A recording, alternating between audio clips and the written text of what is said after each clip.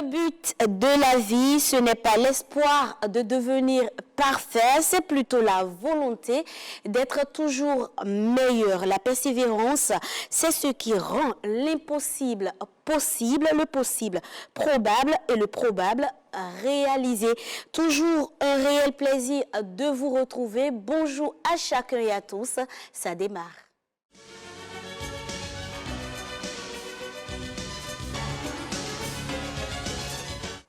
Et ma team est déjà en place. Adonis, bonjour. Ariane da Silva, bonjour.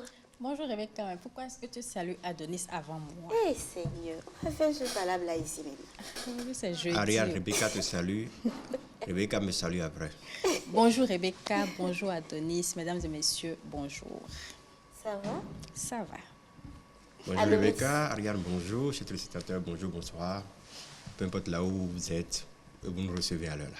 Je sais pas que c'est pas trop la forme, hein, Adonis, mais j'espère que tu vas pouvoir tenir. Tenir tant que Ariane est là pour me pousser. C'est arrivé là-bas. Oui. Ça a dépanné. Qui est ma vitamine C? Ça a sauté. Eh, pardon. Il faut renforcer son système Pardon. immunitaire donc. Comme dirait l'autre demi-fille. Alors, Adonis, on parle pour commencer de la réglementation sur la loi. Sur Le décret sur la réglementation, c'est ça? Du bruit en République du Bénin. Mais je vous donne juste un seul exemple. Supposons que nous sommes en train de parler et je mets de la musique. Ça va nous déranger parce qu'on est en train de discuter sérieusement. Ça, c'est d'abord un. Mais de la musique, je l'ai mis à un volume bas. Imaginez, vous êtes en train de dormir et les chiens à côté commencent à crier. Ben, ça va vous réveiller forcément. D'accord. Il a été constaté que la première source de plainte, c'est les pollutions sonores. Que ce soit les ateliers, les églises, Les bars, les restaurants, les nightclubs. Le nightclub, il y a aussi... L'atelier du meunier. Voilà. Non, oui, l'atelier. Mais il y a aussi, maintenant, ils ont ajouté les bâches que vous avez, les bâches climatisées, les tentes climatisées qu'on installe un peu partout. Oui. Le gouvernement, en son conseil de ministre du 25 mai, a décidé de revisiter l'ancien décret portant réglementation du bruit au Bénin. Qu'est-ce qui a changé? Vous allez voir sur la vidéo qui déroule que les heures ont été révisitées. D'accord. Avant, c'était de midi jusqu'à 14h. Mais on a ramené les jours ouvrables de 13h à 15h et de 22h à 6h du matin. Les jours de repos de 20h à 10h du matin. Eh bien, durant ces heures-là, il ne doit pas avoir de bruit. Ça doit être du silence. D'accord. C'est-à-dire que si vous avez un atelier, si vous avez un bar, ou si vous avez des activités qui génèrent du bruit, vous devez stopper ces À activités-là. partir des jours ouvrables. C'est-à-dire lundi au vendredi, de 13h à 15h. De 13h à 15h, pas de bruit. Pas de bruit. De 22h à 6h du matin, Pas de bruit. Et les jours de repos, c'est-à-dire les dimanches et les week-ends, de 20h à 10h du matin, Pas de bruit. pas de bruit. D'accord. Il faut signaler que l'ouverture des ateliers, les moulins et autres doivent maintenant recueillir la vie. Parce que si vous voulez maintenant mettre une activité génératrice de bruit, vous devez vous conformer à la réglementation. Vous allez faire une demande pour dire, bon, je veux faire une activité, ça va générer du bruit, j'aimerais avoir la certification au niveau de l'ABE ou du ministère du cadre de vie. Et c'est possible d'avoir ce document-là? Oui, ce document maintenant est obligatoire avant de pouvoir ouvrir n'importe quelle activité qui doit générer du bruit. En dehors de ces heures-là, ou bien c'est n'importe quelle activité Systématiquement qui doit générer du bruit, vous devez aller vous signaler auprès des autorités compétentes de votre localité que vous voulez ouvrir tel... Et si existe déjà, les églises existent déjà, il faut avoir un certificat, vous vous rapprochez du ministère du cadre de vie pour avoir un certificat de conformité. Parce que même si en dehors de ces heures-là, votre émission de bruit doit respecter un niveau donné. Et le bruit se mesure en décibels. D'accord. Donc, donc en fonction des heures, en fonction de la zone, vous ne devez pas dépasser un seuil donné. Donc c'est pour ça que vous devez aller au niveau du ministère du cadre de vie ou de l'ABE pour pouvoir vous conformer à cela. D'accord. Donc, en dehors de ces heures de débat, vous devez aussi savoir que, je vais parler tout à l'heure des tentes climatisées, l'utilisation est proscrite. Il y a aussi les bruits des chiens qui ont été ajoutés. D'accord. Donc, à part cela... Les bruits des chiens? Oui. Mais comment faites un chien dans une maison? Non, si vous avez un chien, il n'y a pas de souci. Mais quand vous avez une meute de chiens, Oui, c'est vrai qu'il y a des gens qui ont jusqu'à 10 chiens. Oui, mais voilà. dans ce cas, vous faites comment en fait? Vous vous débarrassez des autres? oui, vous devez vous débarrasser des autres. Mais quand c'est quelqu'un, par exemple, qui fait l'élevage de chiens, il fait comment? Si quelqu'un qui fait l'élevage de chiens, il ne doit pas rester dans cette zone-là. Parce que Ok, comme vous il y a l'avez dit, il y a des trois zones zones. indiquées. Il y a des zones industrielles, il y a D'accord. des zones d'habitation Oui, et des zones mixtes. Donc, si vous voulez faire l'élevage de chiens, autant mieux aller dans une zone reculée où vous savez que vous ne pouvez pas déranger. Et si vous avez un seul chien mais qui fait du bruit pour 10 personnes? Oui, Enfin, ça pour peut 10 arriver. chiens, Un chien peut faire du bruit. Bon, dans ce cas-là, il faut d'abord mesurer aussi le décibel du chien avec un quoi sonomètre. faisant? Même sur votre téléphone, vous pouvez télécharger les applications pour mesurer le bruit que vous émettez. Oui, mais quand il fait trop de bruit, qu'est-ce qu'on Mais fait? on fait empêche on le fait de pas? crier. Bah, si vous pouvez faire du bruit. Ah D'accord. mais... Ah, ok. Oui, mais il y Voilà. a des Monsieur chiens, tu le peux aller vétérinaire pour ça. tu peux aller t'assurer, par exemple, que le chien crie parce qu'il a vu quelque chose ou quelqu'un. Tu peux peut-être, voilà, la personne peut entrer, s'installer, mais le chien peut ne pas arrêter d'aboyer. Oui, on ne refuse pas, mais il y a, quand vous parlez d'un chien qui prie plus que 10 chiens, bon, je C'est n'ai que pas c'est encore, pas normal, j'ai pas c'est encore ça? rencontré cela, mais il vaut mieux, il vaut mieux aller voir un vétérinaire pour vous assurer.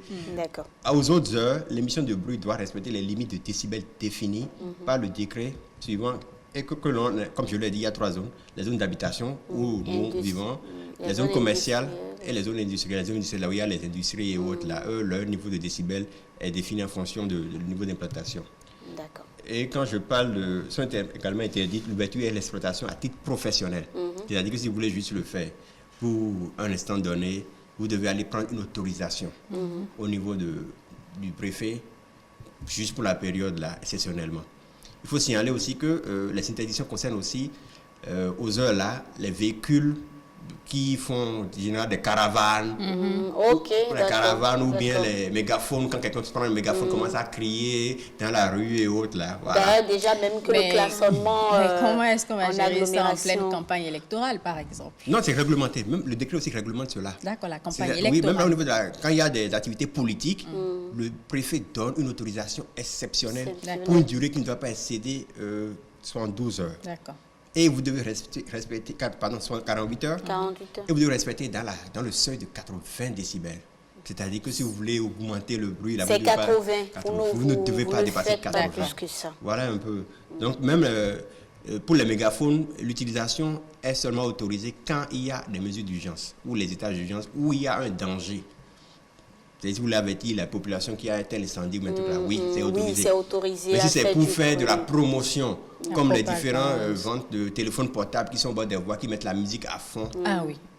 si tu as des heures, Franchement, et demie, oui, vous oui. devez vous apprêter à payer une amende ou aller en prison. Je pense que les hommes de Dieu, les serviteurs de Dieu, les églises et autres, les pasteurs et autres doivent faire très très attention parce que souvent c'est au niveau des églises que les populations se plaignent. En tout cas, ceux qui sont autour de ces églises-là se plaignent beaucoup compte tenu du bruit. Depuis que le décret a été mis en application, il y a eu déjà certaines personnes, il suffit de contacter la BPLP, la Brigade de protection Comment littorale les contacter? de la plage. Il y a un numéro donné. Je vous reviendrai plus tard pour donner le numéro. D'accord. Vous allez les appeler et ils viendront constater. Vous allez au niveau du commissariat le plus Le proche, plus proche, tout simplement. pour signaler Pour que signaler. à partir de telle heure, l'église qui est à côté de moi, mais l'atelier ne veut pas cesser. D'accord. Voilà. La dernière fois, d'ailleurs, même, il y a le rédacteur en chef, Jérôme Rumbo, qui a fait un reportage où il y a eu une descente, justement, dans une église qui faisait du bruit et ça a été signalé autour. Donc, ils sont allés ramasser un peu tout ce qui est instrument, là, parce que ça a dépassé, justement. Je sais. le nombre de C'est sièges. pour notre Donc, bien-être. pour résumer ce que C'est j'ai pour dit, notre- on va suivre la vidéo des autorités compétentes D'accord, lors de l'entretien qui a eu lieu sur la télévision nationale. d'accord. Des modifications. D'abord, on a inséré 3 sources de pollution qui n'existaient pas.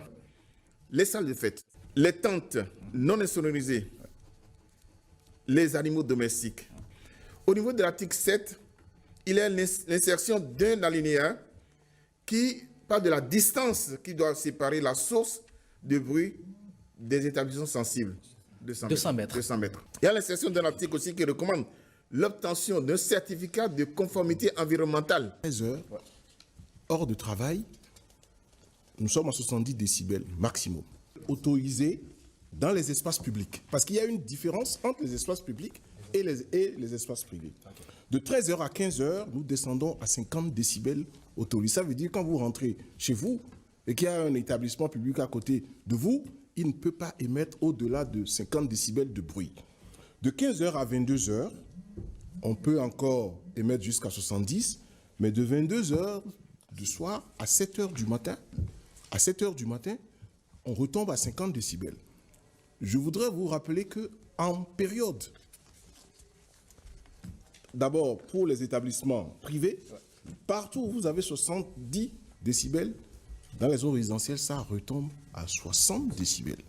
Il y a un article dont parlait tout à l'heure M. Kedoide, le directeur général de l'ABE, c'est l'article 19 qui dit « Les promoteurs des débits de boissons, restaurants, dans lesquels le niveau de bruit est susceptible de dépasser le seuil prévu à l'article 17 du présent décret, insonorisent leurs locaux. L'usage de haut-parleurs à l'extérieur des locaux est interdit. » Vous voyez, Alors, voilà. Vous avez des haut-parleurs à l'extérieur des locaux interdits. C'est-à-dire que vous avez maintenant un bar, vous devez tout faire pour que le bruit reste à l'intérieur de votre bar et non à l'extérieur, vienne au dehors. D'accord. Voilà, donc vous souffrez avec votre bruit à À l'intérieur. l'intérieur, vous pouvez même mettre le casque. les autres. Maintenant, il suffit pour les personnes qui n'ont pas de sonomètre, il suffit d'aller sur votre téléphone, dans les applications téléchargées, sonomètre, et comme ça, vous pouvez mesurer le bruit qu'il y a à vos alentours. Et que quand ça dépasse le seuil jusqu'à 70 ou 60 décibels, vous devez vous plaindre. En tout cas, attention tout simplement à ne pas dépasser le seuil prévu. Soyez de bons citoyens, s'il vous plaît. Adonis, ce sera tout. Comme nous. Oui, comme nous. Ariane, ton sourire me fait du bruit, mais bon, je vais... tu peux mesurer pour voir si ça n'a pas dépassé le seuil. Elle est dans les 5 décibels. Merci beaucoup, Adonis, pour toutes ces précisions. On te laisse partir. On te retrouve enfin, tout à l'heure dans les coulisses, mais on te retrouve par ici sur le rendez-vous de midi la semaine prochaine. Alors, on installe à présent notre deuxième rubrique, e-tech.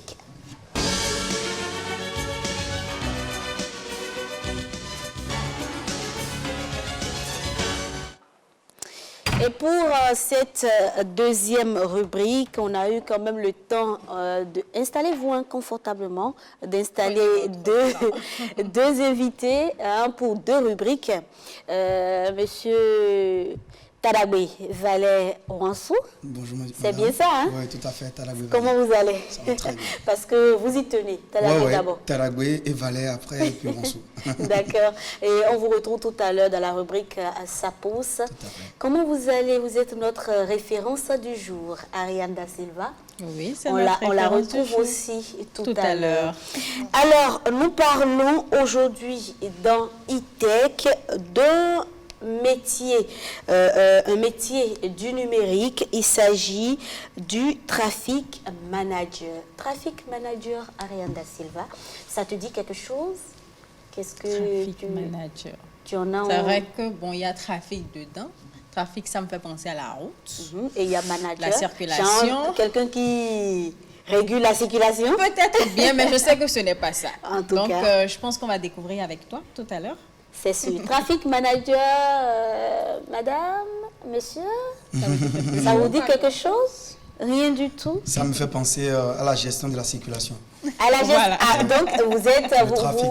donc vous êtes d'avis, vous êtes du même avis que Ariane Da Silva alors. Tout à fait. Vous êtes sûr que ça a trait à Bon, ça? pas sûr, ça peut être d'autres types de trafic, ça peut être le trafic de stupéfiants, ça peut être le trafic de... Mais bon, quand on dit trafic manager, ça doit être... voilà quoi. le Madame trafic de Ok? circulation. Ça vous fait penser à quoi? J'abonde dans le même sens que M. Tadagbe. Quand on dit trafic, ça fait recours à la voie, D'accord, à ce qui est chemin, d'accord. circuit. Et manager, Quelqu'un c'est qui régule. Voilà. quelqu'un qui régule. Merci.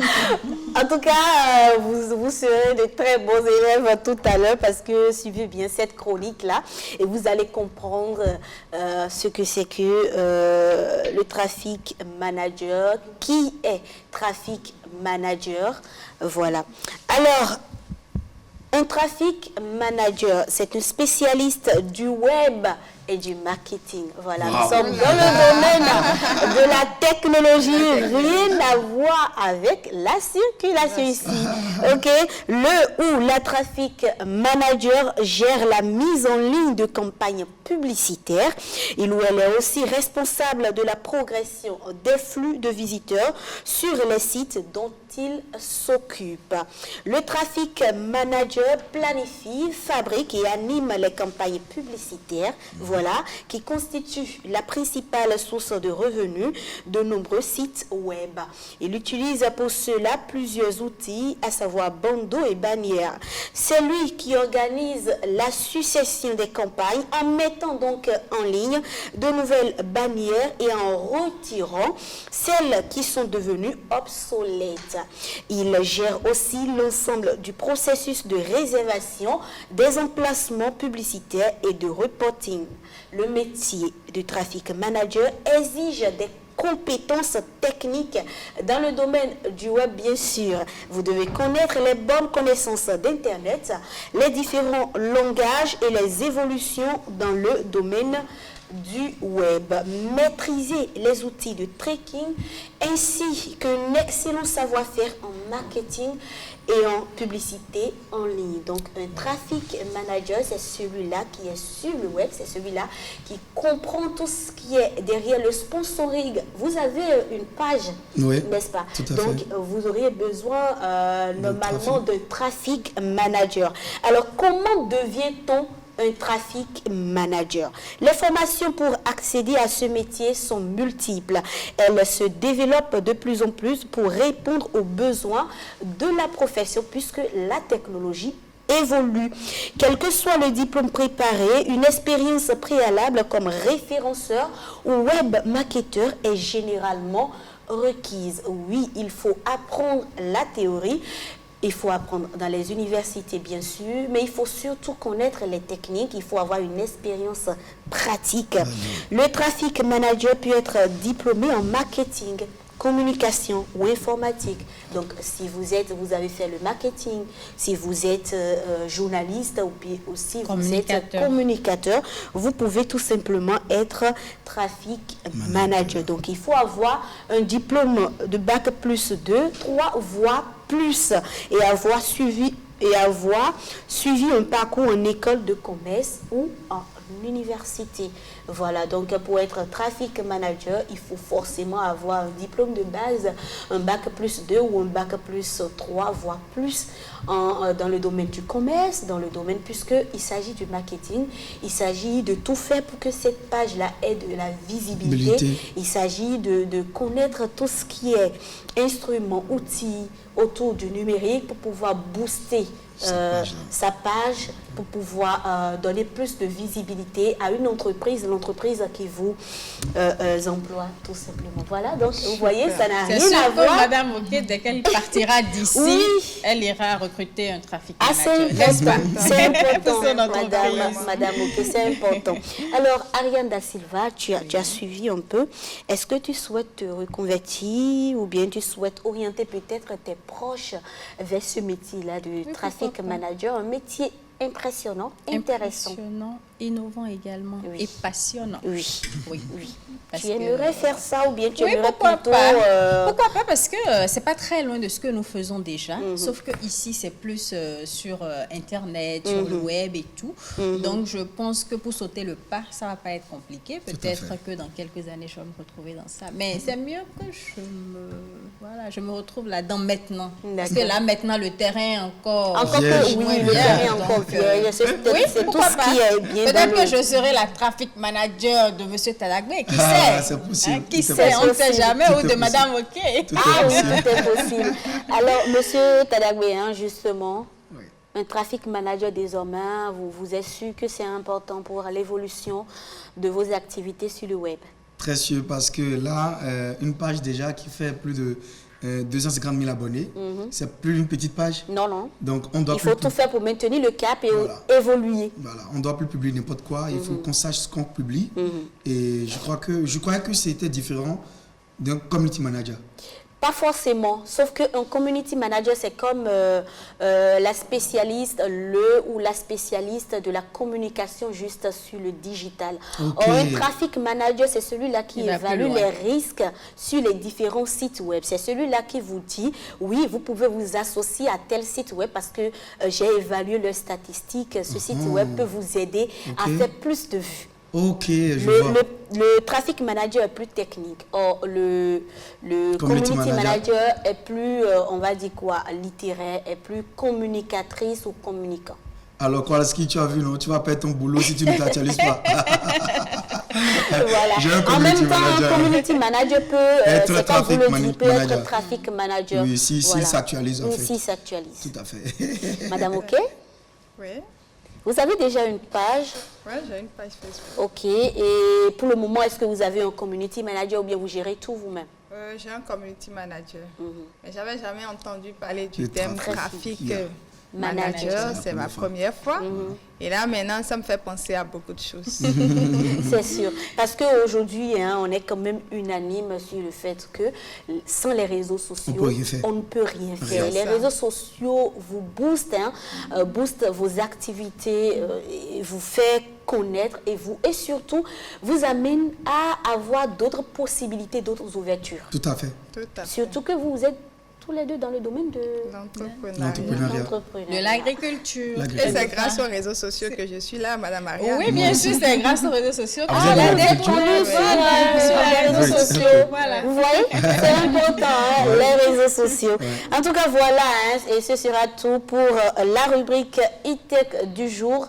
J'ai voulu vous parler de ce métier-là parce que les métiers du numérique sont des métiers d'avenir, des métiers qui ne périssent pas, des métiers où vous ne chômez pas parce que la technologie évolue chaque jour, les réseaux sociaux, les gens en créent quotidiennement. Donc, vous avez la possibilité tout simplement d'avoir plus de visibilité grâce aux réseaux sociaux.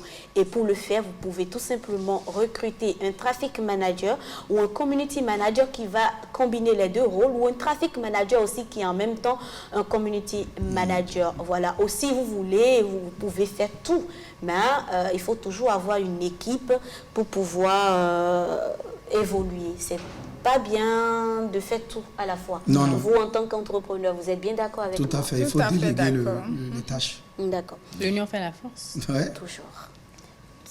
Si j'étais seule, j'allais pas faire cette émission. Ça, c'est sûr. Rebecca, tu as besoin de moi tout le temps. Oh là Moi, là, surtout. c'est à ce point. Oui, c'est arrivé là-bas.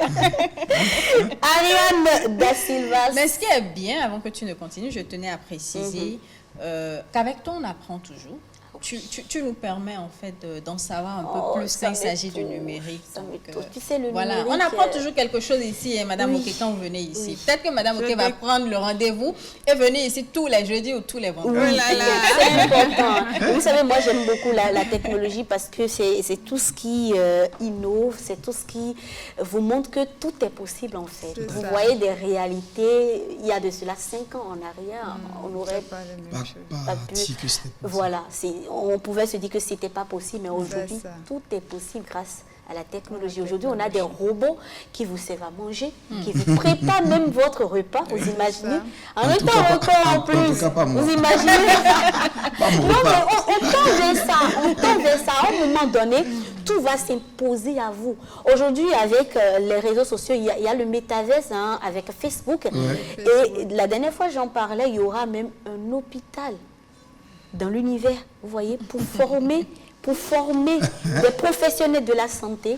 Aujourd'hui, avec le métaverse, vous avez la possibilité d'avoir des avatars. Qu'est-ce qu'on appelle avatar? C'est des dessins animés, on va dire, mais qui vous ressemblent trait pour trait, qui ont vos connaissances, qui ont fait un transfert de connaissances, donc de tout ce que vous avez dans votre mémoire là. Et ces avatars-là vous représentent sur la toile, parlent au nom de vous, donc vous communiquez. Au lieu de rester derrière vos écrans, à taper vos messages, les avatars vous représentent. Donc, par exemple, sur votre page, votre avatar va rencontrer Ariane Da Silva pour échanger avec Ariane Da Silva. Voilà. C'est intéressant. C'est vraiment intéressant. En tout cas, Parfois, ça fait peur aussi. Ça fait peur, il n'y a plus de vie privée. voilà, et il n'y a plus cette chaleur-là. On se dit qu'avec le temps, dans 15 ans, 20 ans, peut-être que Plus personne ne va se voir. même plus. pour réaliser cette émission, je serai avec Ariane Da Silva, sans transition. Notre référence du jour, c'est bien sûr Olive Linda Oké. Elle est agronome de formation et entrepreneur. On la découvre dans Référence, on installe.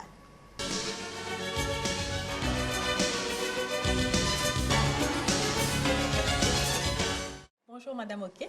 Bonjour Madame Ariane. Et bienvenue sur le plateau du rendez-vous de midi. Merci. Ça fait quand même plaisir d'avoir deux entrepreneurs. Oui, sur le plateau, ça va nous l'un permettre aura des questions à poser à l'autre, sait-on jamais et tout. Alors, Madame Oké, vous êtes aujourd'hui entrepreneur, mais à la base, vous étiez agronome de formation. Comment est-ce que vous vous êtes lancé en entrepreneuriat? Parlez-nous un peu de vous. Merci Madame Ariane. J'ai reçu une formation en agronomie et lors de ma formation, j'ai été envoyée pour le stage de découverte du milieu rural sur la ferme de ma mémé. Une ferme qui avait été délaissée il y a quelques années. Et là, avec mes camarades sur la ferme, on s'était dit, mais on pouvait revaloriser les acquis de cette ferme. C'est comme ça qu'on a commencé petitement par le manioc qu'on produisait et qu'on transformait. Après, il y avait des palmeraies, donc on a commencé aussi par transformer les produits du palmier à huile. C'est une zone de production d'ananas. On a produit aussi de l'ananas qu'on a commencé par transformer. Donc, sous la main, subitement, on a eu beaucoup de produits. On a eu les produits du palmier à huile, les dérivés du manioc, ainsi que les dérivés de l'ananas. Et là, c'est comme ça que petitement le parcours d'entrepreneur a commencé. Et aujourd'hui, vous gérez cette ferme? Bien sûr, mais je continue. Mais en même temps, vous avez créé votre propre entreprise, une marque de produits et tout. Et aujourd'hui, le produit que vous valorisez le mieux, c'est le piment. Pourquoi le piment? Oh, j'aime beaucoup le piment. Ah, ben voilà. Ah, d'accord. Là, ça, je suis contente. Pourquoi le piment? D'abord, pourquoi le piment? Quand on a commencé par faire les produits, on les vendait en vrac. Mais on visitait les supermarchés, on voyait les produits locaux transformés localement dans les rayons. On s'est dit, mais pourquoi ne pas avoir aussi une marque de produits? Et c'est comme ça qu'on a créé une entreprise d'abord et après une marque pour valoriser nos produits, pour donner un nom à nos produits. Et dans ce mélange-là, de produits de palmier à huile, de produits de dérivés de manioc, d'ananas, et le piment aussi qui a commencé petitement, tous ces produits étaient valorisés à la fois et livrés au supermarché. Par la force des choses, on est rentré dans un projet, on a eu des mentors pour nous accompagner.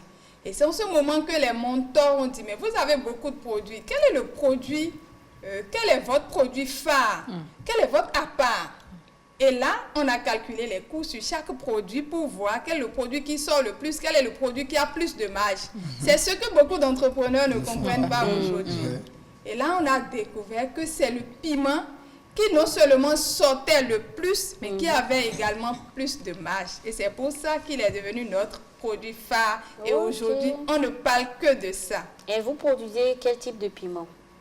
C'est une fruiture de piment embouteillée. Ah, ok, d'accord. Oui, mais à la base, quel piment le fait? Est-ce que c'est du piment vert, du piment séché? C'est la cayenne, c'est le piment long. D'accord. Ok, rouge long. Rouge long, D'accord. c'est la cayenne. D'accord, la cayenne.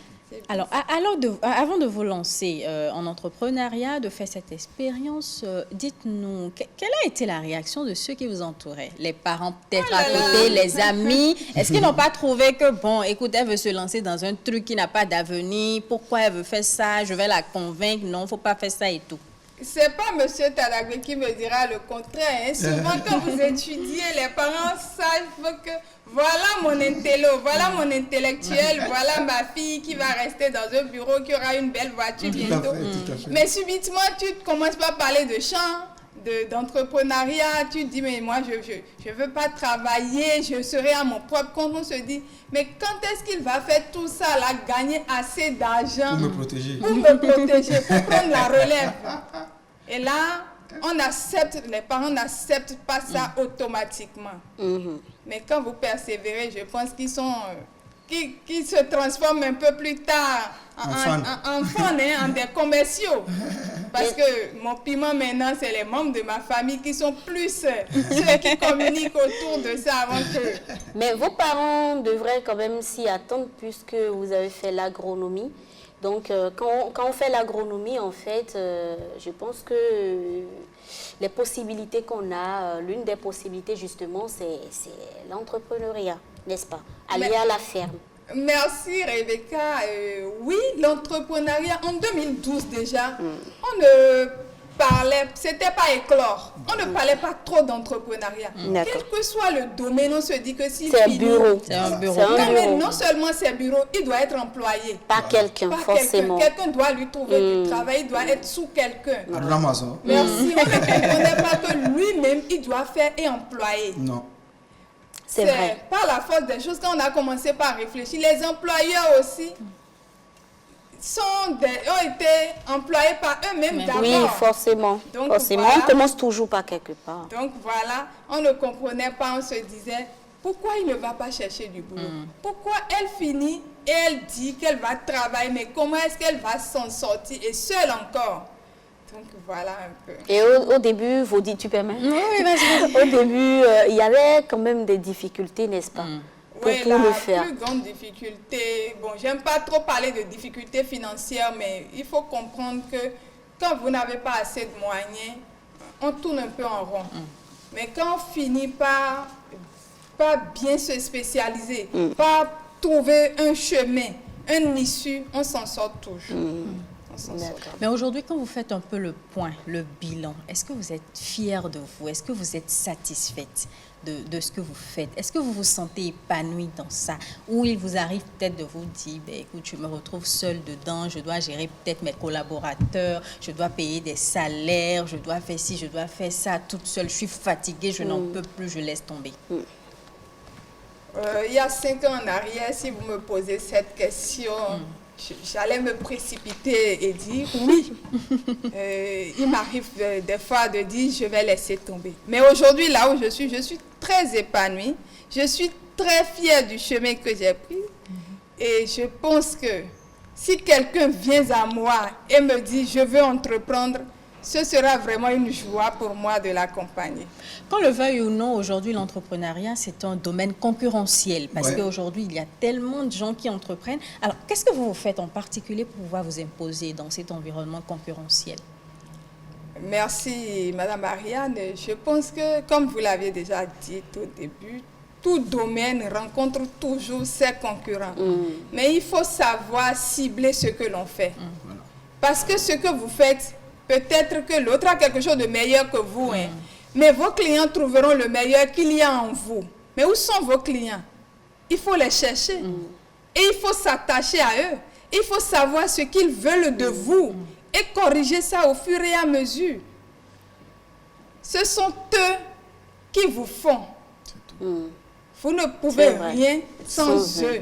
Donc, parlant de concurrence, la concurrence règne et régnera toujours. Mais c'est à vous de vous démarquer de la concurrence en vous attachant au désir de votre clientèle. Alors, je suppose que vous êtes mariée, n'est-ce pas? Vous avez des enfants? Je suis mariée, j'ai 3 enfants. Oh là là, quel bonheur, n'est-ce pas? Alors, c'est vrai que vous n'allez pas me dire d'ailleurs le contraire. Hein, pour réussir dans l'entrepreneuriat, il faut aussi le soutien de ses proches. Vous, en tant que femme, le soutien donc de votre époux. est important pour votre réussite, puisque quand vous rentrez les soirs, c'est à lui, vous allez certainement parler de vos difficultés. Donc, dites-moi, comment est-ce que ça se passe? Comment est-ce que, d'abord même, est-ce que vous étiez déjà entrepreneur avant de rencontrer votre conjoint, ou c'est après votre rencontre? Toujours est-il que ce que je veux savoir, c'est comment est-ce qu'il vous apporte son soutien? Merci. Je n'étais pas entrepreneur avant de rencontrer mon conjoint. Il m'a beaucoup soutenu. Voilà, même quelqu'un qui a vraiment voulu très tôt que j'aille en entrepreneuriat parce qu'il découvrait déjà ce talent en moi. Lui-même, il est dans l'entrepreneuriat, c'est ça? Non, il n'est pas dans l'entrepreneuriat. Il découvrait ce talent en moi dans la mesure où si vous faites quelque chose à côté de moi, même si je ne vous regarde pas, mon esprit est avec vous. Et capte en même temps. Je capte. Et quand vous finissez de le faire et je quitte, les minutes qui suivent, je dois refaire moi-même pour être sûr d'avoir réussi et de pouvoir le faire seul une prochaine fois. D'accord. Du coup, il décelait déjà ce talent-là en moi. Et il m'a boosté. Il faut que tu ailles en entrepreneuriat. Il faut que tu commences par faire quelque chose et puis je l'ai fait. Mais là, il faut. Et aujourd'hui, c'est mon grand soutien. Alors qu'on continue, je suis tentée de poser la même question à M. Tadagbe. Comment est-ce qu'il reçoit du soutien de son épouse? Parce que c'est dans les deux sens en fait. Mais est-ce parce qu'il est entrepreneur aussi. Enfant? Ouais, je suis marié, jeune fille. Ok, d'accord.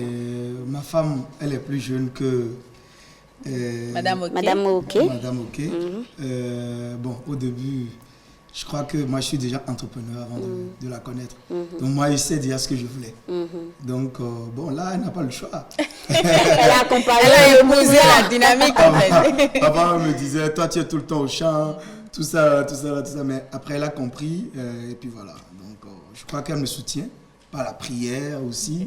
Et elle prend des initiatives. Et si tu faisais ça, d'ailleurs, c'est elle qui m'a encouragé à créer aussi une autre entreprise vers le plateau. Donc, ça veut dire qu'elle me soutient. Oui, forcément. Que ce soit M. Tadagbe, que ce soit Madame Ok, c'est des gens, ils sont tout beaux sur le plateau et tout, mais ce pas des gens qui sont assis dans leur bureau, qui croisent les bras et estiment que l'argent doit venir. Ils sont au champ, il vient de le dire.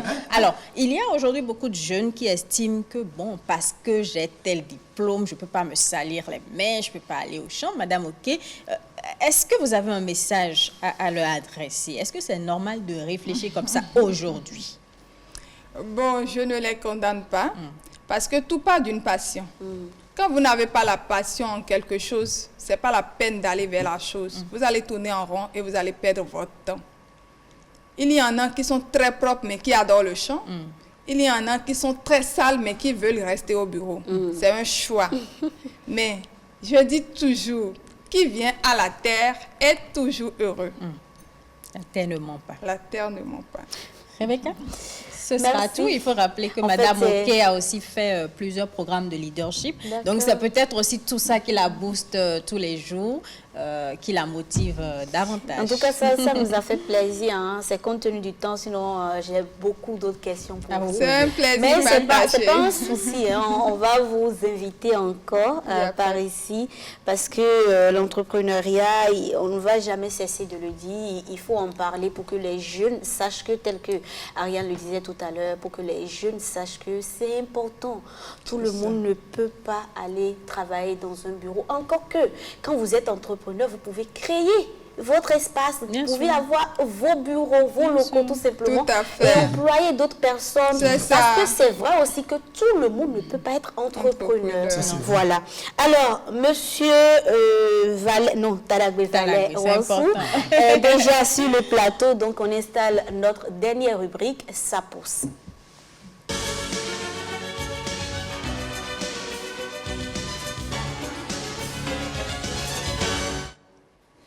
Voilà, Tadagbe Vallet Wansou, notre consultant en agriculture rentable. Aujourd'hui, nous parlons de comment semer la pomme de terre en Afrique. Ouais. C'est bien ça. Tout à fait. On va suivre cet élément-là, on revient pour éclaircir encore plus. On y va. Vidéo, nous allons en direct partager avec tout le monde entier comment transformer ce tubercule de pomme de terre en des millions de francs CFA. On y va. comment planter la pomme de terre. Comment planter la pomme de terre, c'est tout de suite et c'est dans cette vidéo. On va commencer par la pomme de terre, son utilité, le besoin en matière de pommes de terre en Afrique aujourd'hui. Tenez-vous tranquille, le besoin en matière de pommes de terre explose au fil des ans. C'est un tubercule très fortement demandé, très fortement sollicité en Afrique, qui génère des milliards de dollars par an pour d'autres entreprises à l'étranger.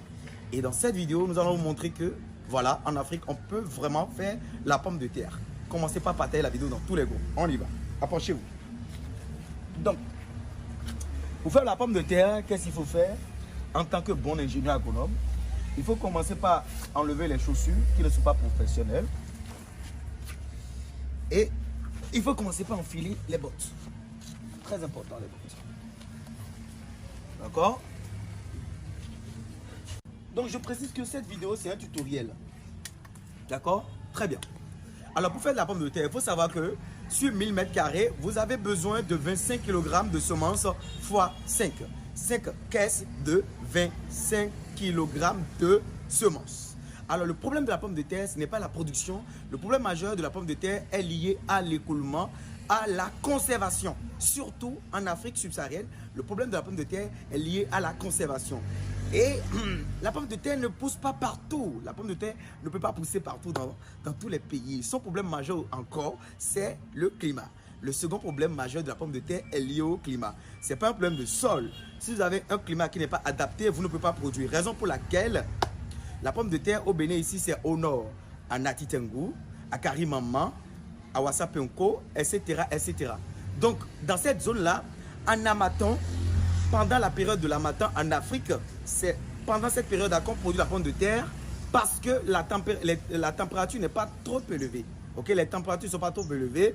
Nous sommes autour de 12 degrés Celsius à 25 degrés Celsius et c'est déjà bon pour produire la pomme de terre. Et il faut savoir que nous avons plusieurs variétés. Et l'une des meilleures variétés, par exemple, on peut citer la variété Sahel. Ok? On peut citer la variété Sahel, par exemple. Voilà. Ce tubercule de pommes de terre. Et dans cette vidéo, nous allons vous montrer en direct, partager avec tout le monde entier, comment transformer ce tubercule de pommes de terre en des millions de francs CFA. La première étape consiste à faire le labour. Le labour, généralement, vous pouvez faire votre labour soit avec la roue, ce qui n'est pas conseillé, ou avec la nouvelle roue qu'on appelle les motoculteurs. Tu approcherais bien la vidéo pour qu'on puisse optimiser, pour voir ce qui se passe.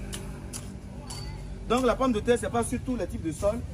C'est pas sur tous les types de sols qu'on peut faire la pomme de terre et c'est pas sur tous les climats. C'est au nord et Wassapenko, Karimama, Malanville. Voilà, on peut faire la pomme de terre là-bas. Ben non, ce qui est important, il faut faire des sillons séparés de 60 cm d'écart. Donc je fais comme ça. Donc je vais tracer des sillons comme ça. D'accord? De 10 cm de profondeur. Alors, ici, quand il fait comme ça, c'est comme 10 cm. Ok, il fait comme ça. 1, 2, 3. Maintenant, si vous voulez agir de façon professionnelle, vous avez des cordeaux à tirer. Vous allez tirer des cordeaux juste. Je précise juste un petit tutoriel pour montrer comment on fait la pomme de terre. D'accord? Donc, je trace mes sillons comme ça. Ainsi de suite. Alors, approchez-vous. Ce qui est important ici, on n'utilise pas n'importe quel tubercule, c'est des semences. Et ce qui pose le problème, c'est la disponibilité des semences. À cause de l'exigence de notre tubercule, il faut conserver. Et en Afrique subsaharienne, soit on importe les semences et le producteur lambda n'a pas les moyens pour importer, n'a pas les moyens pour s'acheter des camions frigorifiques. Donc, ce qui pose ce problème-là. Mais n'empêche, il y a des variétés qu'on produit au Burkina, dans les pays de l'Interland, des pays du Sahel, qui permettent également de fournir les producteurs béninois en pommes de terre. Vous comprenez? Très bien. Donc, il faut, dans un premier temps, si vous voulez avoir une reprise homogène de votre production, pré-germer les tubercules de pommes de terre. Donc, supposons que dans ce tutoriel, on a déjà pré-germé nos tubercules de pommes de terre. En quoi faisant? En les étalant à même le sol, comme ça, sous un arbre, et en apportant de l'eau comme ça. J'apporte de l'eau, et vous allez voir, après 2, 3, 4 jours, qu'il y a des bourgeons qui vont commencer par émerger. Des bourgeons vont commencer, il y a des bourgeons qui vont commencer par émerger, à gauche, à droite. D'accord? Dans cette vidéo, on n'a pas tout le temps pour vous montrer la pré-germination. Ce qui est sûr, lorsque vous pré-germez le tubercule, vous allez voir que les bourgeons vont commencer par apparaître. Et c'est exactement ce qui va se passer dans le sol. Voilà, donc à l'instant, on a vu un peu comment semer la pomme de terre en Afrique. Tadagwe Valère Ronceau, on a donc différents types de pommes de terre. C'est bien ça. Oui. Quels sont ces types de pommes de terre? Bon, déjà, sachant qu'au niveau des pommes de terre, nous avons des pommes de terre comestibles et des pommes de terre non comestibles. D'accord. D'accord. Et au niveau des pommes de terre comestibles, nous avons plusieurs variétés. D'accord. Telles que la variété Sahel, qui est une variété qui est adaptée, qui est tropicalisée, qui est adaptée dans les milieux africains, pour le climat africain. Mhm. Et nous avons aussi des pommes de terre de l'Occident, voilà, qui poussent très bien, qui donnent de meilleurs rendements. Ça ne veut pas dire que ces pommes de terre ne poussent pas ici. Ça pousse ici, mais le rendement n'est pas optimal. D'accord. Et il faut adapter aussi le climat. Voilà, le climat pour d'abord faire pousser la pomme de terre en Afrique doit osciller entre 12 degrés Celsius et 25 degrés Celsius. Si vous n'avez pas ce type de climat, vous ne pouvez rien faire. D'accord. 12 degrés et 25. Et vous serez vers les Carimamans là-bas, vers les Malambiques quand vous êtes au Bénin. Ou si vous êtes à Lomé, vous serez vers Dani. Ou si vous êtes hors de Lomé, d'autres pays africains, vers le Mali, le Burkina. En tout cas, vous devez rester dans une zone, quand il y a l'harmattan, vous êtes entre 12 et 25 degrés Celsius. Donc, il y a une saison particulière pour cultiver la pomme de terre? Absolument, pendant l'harmattan. D'accord. Absolument pendant l'harmattan parce que... Mais l'harmattan dure combien de temps? Bon, l'harmattan pour la pomme de terre, un mois déjà, c'est déjà bon pour la pomme de terre. Okay. Parce que pour qu'il y ait tubérisation, vraiment, pour qu'il y ait une tubérisation efficace, il faudrait que l'harmattan vienne intervenir. La température a son rôle à jouer dans le rendement. Sinon, vous allez avoir des feuilles, vous n'aurez rien. Ça sera de l'agriculture de démonstration, pas de croissance. On a justement une variété sur le plateau là. Oui. Ariane da Silva, c'est possible là? Ben oui. D'accord. Alors, c'est quelle variété ça? Non, ça c'est une variété importée. C'est pas une pomme de terre locale. C'est à titre d'illustration. C'est pour montrer aux gens, voilà, comment ça fait quand on arrive après germer, comment ça se pousse. Il y a des gemmes qui poussent déjà. Si c'était sous la terre, vous allez déjà voir des tiges et puis voilà des feuilles. Voilà. D'accord. De quoi la pomme de terre a besoin concrètement pour une bonne pousse, à part bien sûr le climat? Alors, la pomme de terre a besoin de l'eau, de l'irrigation. Donc, dans la vidéo, j'ai précisé qu'il faut irriguer. Il y a une vidéo que j'ai postée sur YouTube dans laquelle j'ai démontré qu'il faut irriguer, il faut faire des billons, d'accord? Et il faut faire des sillons. Et entre les sillons, il faut faire passer de l'eau. OK? Après ça, on a besoin du phosphore. D'accord? On a besoin du phosphore et du potassium pour avoir plus de tubercules. Et là, si vous n'avez pas les moyens pour le faire, je ne vous conseille pas d'utiliser les produits chimiques de synthèse parce que vous allez avoir beaucoup de pommes de terre pourries après la récolte. C'est pas pour rien que les vendeurs de pommes de terre grossissent à Dantopa, perdent énormément parce que c'est de l'agriculture conventionnelle. Et là, ils utilisent plus d'engrais chimiques de synthèse.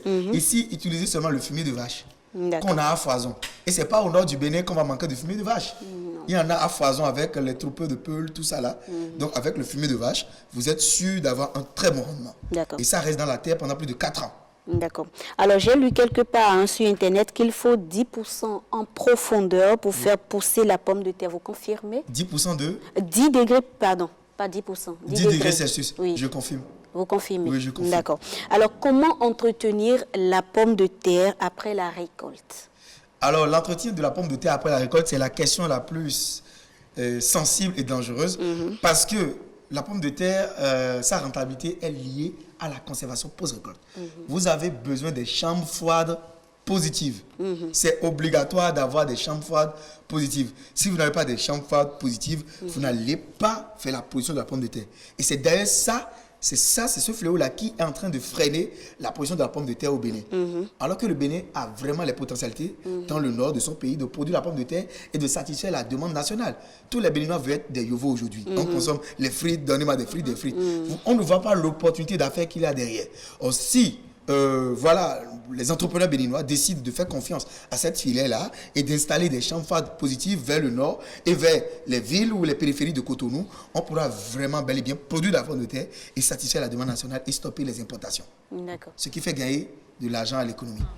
Alors, pour finir, très rapidement, quelles sont les astuces, selon vous, pour ces personnes-là qui veulent cultiver la pomme de terre? Comment faire pour avoir une bonne récolte à la fin? Très bien. Bon, je vais aller, vous me donnez 2 minutes. Oui. Alors concrètement, pour cultiver la pomme de terre, il faut d'abord avoir de bonnes semences. Vous avez de bonnes semences. Après les semences, vous avez un terrain qui est dans une zone où les températures en amatant aussi entre 12 degrés et 25 degrés Celsius. Cette constitution remplie, vous avez besoin d'un motoculteur ou bien des vaches qui permettent, ou bien des taureaux qui permettent de faire le labour. Il faut faire un labour profond à 30 cm de profondeur. Après ce labour, vous allez avoir des billons et des sillons. Dessus les billons, vous allez planter les semences de pommes de terre en raison de 30 cm entre chaque patate. D'accord. Une pomme de terre ici et une autre à 30 cm. Cette étape passée, vous allez vous doter d'un bon système d'irrigation avec des motopompes et vous allez irriguer, c'est-à-dire on appelle ça irrigation par submersion. Donc on fait traîner de l'eau dans la plantation. L'eau ne touche pas les feuilles de pommes de terre, attention, mais l'eau coule le long des caniveaux, le long des sillons. Après, vous allez apporter de fumier de vache décomposé. Alors, vous avez la possibilité d'apporter la fumée de vache, les fumées de vache décomposées en amont, d'accord, et vraiment d'apporter ça au cours de la production. Cette étape passée, vous devez maintenir le champ propre. C'est hyper important. Si la plantation n'est pas propre, vous n'aurez pas de rendement. D'accord. Le champ est propre et puis après 3 mois, vraiment vous récoltez de l'argent. Et en plus, c'est 19 millions de chiffre d'affaires par hectare après 3 mois. Oh là là. Le grand problème, c'est la conservation. Tu vas perdre tous tes 19 millions si tu n'arrives pas à bien conserver après la récolte. Et c'est une tonne de pommes de terre pour 50 à 70 tonnes de rendement par hectare. Une tonne de semences pour produire 50 à 70 tonnes de pommes de terre comestibles. C'est intéressant à vous écouter, à vous entendre. On a tout de suite envie de tout lâcher, d'aller se trouver quelques hectares et de cultiver. Mais ça ne sera pas facile au début. Ça ne sera pas facile au début. Oui, comme toute chose. Tout à fait. Les débuts sont toujours difficiles. Qu'est-ce que vous pensez de tous ces détails-là donnés par Talagbe Valère? Ça donne envie de faire la pomme de terre. Vous avez envie d'abandonner votre piment? Non, j'ai envie de garder mon piment et d'ajouter la pomme de terre. D'accord. Alors, Talagbe Valère Wansou, merci beaucoup. Je rappelle que vous êtes entrepreneur et consultant en agriculture rentable. Un plaisir de vous avoir par ici. Vous donnez toujours avec précision des détails qui vont certainement aider toutes ces personnes-là qui aiment l'agriculture. Alors, Odile Linda, ok, vous êtes agronome et de formation et entrepreneur aussi. Merci à vous pour tout ce que vous faites. Avec vous, on a pu en savoir davantage sur le piment et surtout comment faire pour évoluer dans le domaine de l'entrepreneuriat. Merci Rebecca, mais c'est Olive. Ah, c'est Olive, j'avais dit quoi? Odile. Ah, Olive, toutes mes excuses. Non, Olive, Linda, ok. Merci. Oui. Est-ce que vous pouvez me permettre de faire quelque chose? Il y a quelques secondes. 2 secondes. Il y a un abonné qui m'a défié de dire pra à la télé. Pra. Ouais. Ça, c'est mon slogan à chaque vidéo que je fais. Vous dites pra. Donc voilà. J'espère que l'abonné est content. Alors, Ariane Da Silva, merci à toi également pour ta chronique. Moi, je n'ai droit qu'à un merci tous les jeudis, c'est tout. Juste merci. Décore-moi un jour. Je te donne ça. Non, merci sans façon, jamais déjà. Non, je te décore avec mon piment. Ça fait plaisir. Merci à vous aussi, chers téléspectateurs, pour votre fidélité à cette émission. Le rendez-vous de midi, c'est déjà fini pour aujourd'hui. Prochain rendez-vous, c'est bien sûr demain à 12h. Très bel après-midi à tous. Bye bye. À demain.